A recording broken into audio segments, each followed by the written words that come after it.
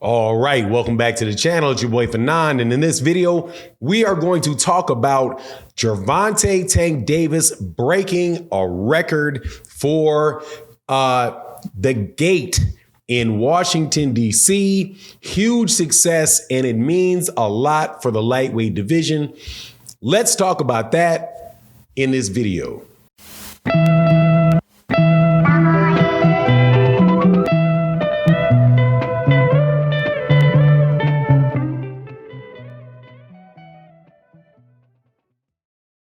All right, welcome back to the channel. It's your boy Fanon, and in this video, we're going to be in the 135-pound division where a guy has got to be the king of all the lighter weight classes has been named, and it is Gervonta Tank Davis, who blows numbers away in his last fight that he just had on Saturday night against Hector Garcia.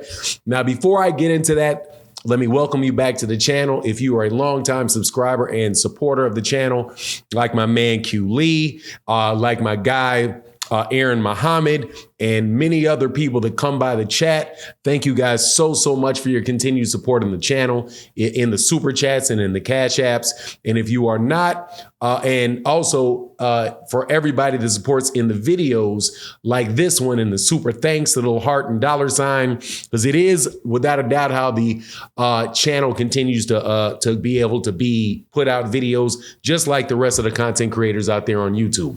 Also, if you're new to the channel, hit that subscribe button. We always have really good conversations about boxing here in the live streams and in the videos, whether you agree with me or not. Always a lot of good activity in the comment section. So hit that like button and leave a comment in the comment section.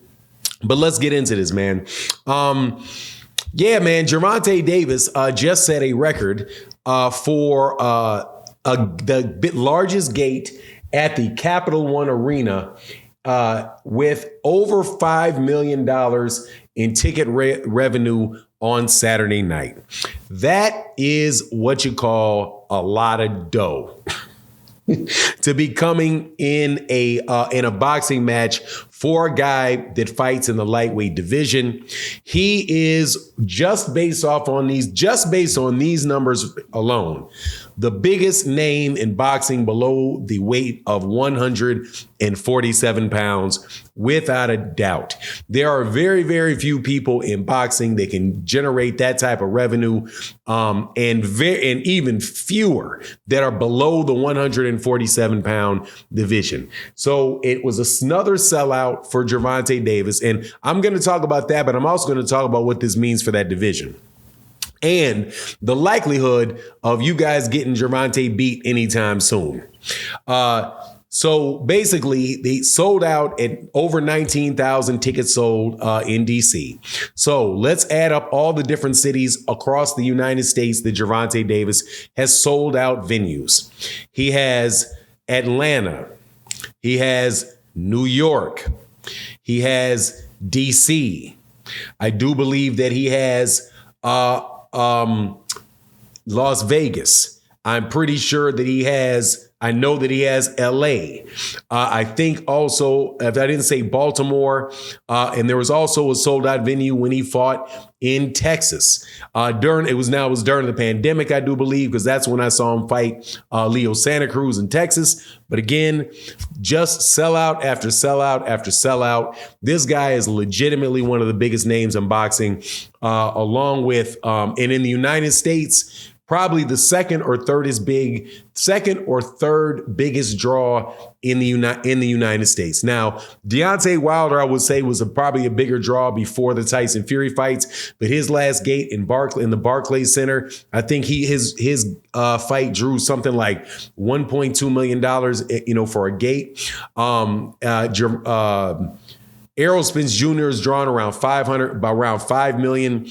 In Dallas, Texas. And obviously if he would fight in Vegas against Terrence Crawford, that would, I don't know, man, they might do $20 million gate in that one. But then obviously you've got Canelo Alvarez, whose gates are usually around over $10 million, right? So that right there just tells you, man, what amazing type of draw this guy is. And the reason it is a draw is because He keeps knocking people out, man. His fights are extremely, extremely exciting to watch. Now, the pay-per-views for the fight have not come out, but I'm going to tell you right now, with a $5 million gate, it doesn't matter what the pay-per-views are. Doesn't matter, because this man literally just did more. He literally did more in his gate, more revenue in his gate than Terrence Crawford did between his gate and his pay-per-view on BLK Prime.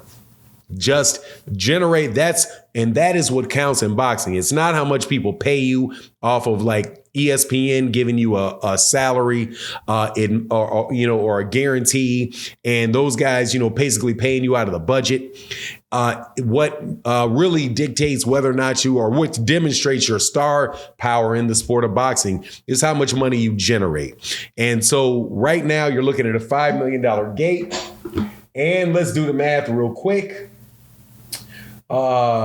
If you do the math with me, you have a $75 pay-per-view. Let's just say it does 250,000 pay-per-views, or let's just go to 300,000 pay-per-views. Let's do 250,000 pay-per-views, because people are going to lowball it in about 2 days.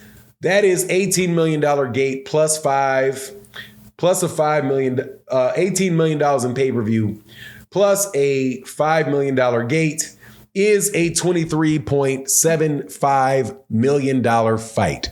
That, my friends, is somebody that generates a significant amount of money and makes him the A-side over pretty much every boxer, every fighter in all of boxing, with the exception of Canelo Alvarez and Errol Spence Jr. Okay, Tyson Fury, when he came to the United States and fought by himself, did not generate anywhere near that type of revenue. Also, if you think about it, just understand this: Tyson Fury probably did not generate $10 million, $5 million of revenue when he fought the last fight that he had against Derek Chisora. Might have been somewhere around there, because the total pay-per-view and the gate for the biggest fight in UK history, I think the biggest gate was like $10 million.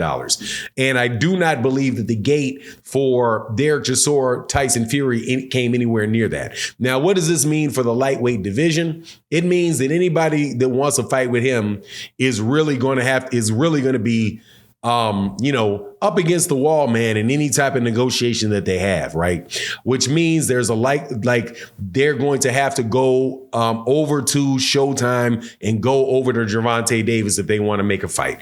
And that goes for Lomachenko, goes for Devin Haney, goes for Shakur Stevenson, goes for any of those guys. Now, depending on what the pay-per-view is, again, I did 250,000 pay-per-views so that at $75 would generate $18 million worth of revenue, or a little less than $19 million in revenue. I'm telling you, wait till these pay-per-view numbers come out from people that are always talking bad about the PBC. You're going to hear something like, oh, it only did 150,000 pay-per-views. It only did 200,000 pay-per-views. How in the world can you do 19,000 tickets and get over a $5 million gate in DC, but yet nobody buys the pay-per-views?